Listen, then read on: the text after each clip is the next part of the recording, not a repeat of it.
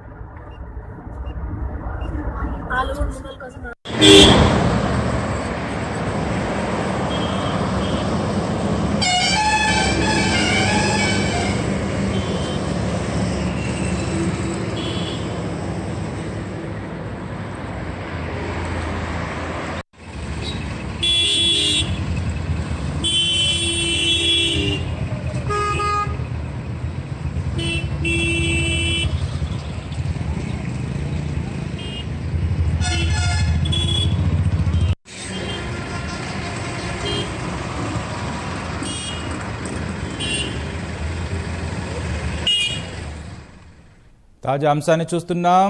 హైదరాబాద్ విజయవాడ రహదారిపై వాహనాల రద్దీ నెలకొంది. పొగమంచు కారణంగా రహదారులపై వాహనాల రాకపోకలకు తీవ్ర అంతరాయం కలుగుతోంది. సంక్రాంతి సెలవులకు ఊళ్లకు పయనమవుతున్న వారు మంచు కారణంగా ఇబ్బందులు పడుతున్నారు. దట్టమైన మంచు కప్పివేయడంతో వాహనాలు నిదానంగా కదులుతూ ట్రాఫిక్ సమస్యలు ఎదురవుతున్నాయి. టోల్ ప్లాజాల వద్ద వాహనాలు కిలోమీటర్ల మేర నిలిచిపోయాయి.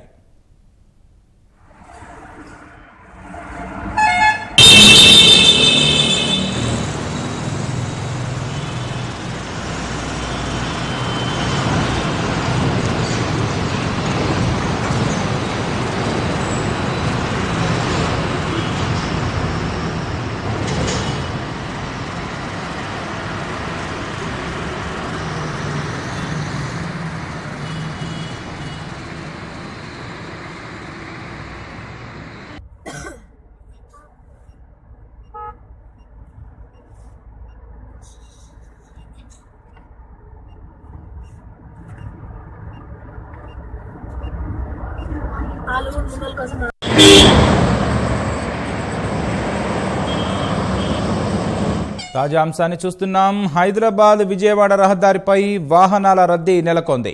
పొగమంచు కారణంగా రహదారులపై వాహనాల రాకపోకలకు తీవ్ర అంతరాయం కలుగుతోంది. సంక్రాంతి సెలవులకు ఊళ్లకు పయనమవుతున్న వారు మంచు కారణంగా ఇబ్బందులు పడుతున్నారు. దట్టమైన మంచు కప్పివేయడంతో వాహనాలు నిదానంగా కదులుతూ ట్రాఫిక్ సమస్యలు ఎదురవుతున్నాయి. టోల్ ప్లాజాల వద్ద వాహనాలు కిలోమీటర్ల మేర నిలిచిపోయాయి.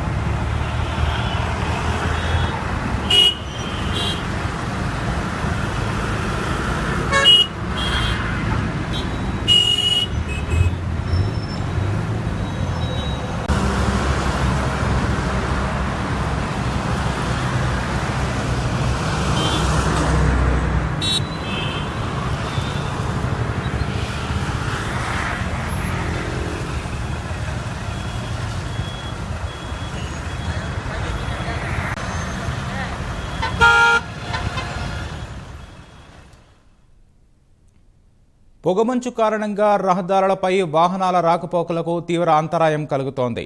పంతంగి టోల్ ప్లాజా వద్ద వాహనాలు రద్దీ నెలకొంది. సంక్రాంతి సెలవులకు ఊళ్లకు పయనమవుతున్న వారు మంచు కారణంగా ఇబ్బందులు పడుతున్నారు. దట్టమైన మంచు కప్పివేయడంతో వాహనాలు నిదానంగా కదులుతూ ట్రాఫిక్ సమస్యలు ఎదురవుతున్నాయి. హైదరాబాద్ విజయవాడ రహదారిపై వాహనాల రద్దీ నెలకొంది. టోల్ ప్లాజాల వద్ద వాహనాలు కిలోమీటర్ల మేర నిలిచిపోయాయి.